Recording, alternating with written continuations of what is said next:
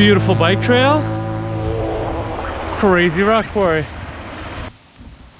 According to this, we just did, I don't know, it felt like 2 hours of the most gradual uphill ever. And now we get to do a gradual downhill for maybe an hour.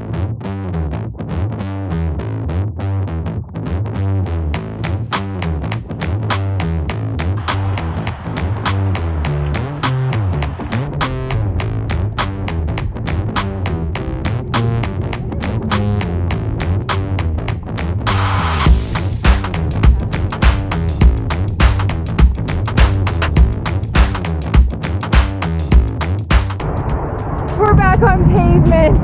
Oh my god. Yeah. So nice.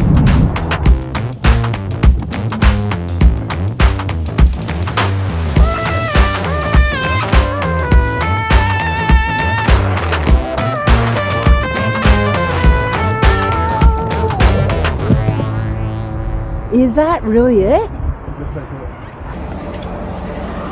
So Google led us astray and said that this was a bike path. It is a rocky hill, barely a walking path. I actually let Pierre carry my bike because I have my 50 pounds of luggage on the back and I'm tired.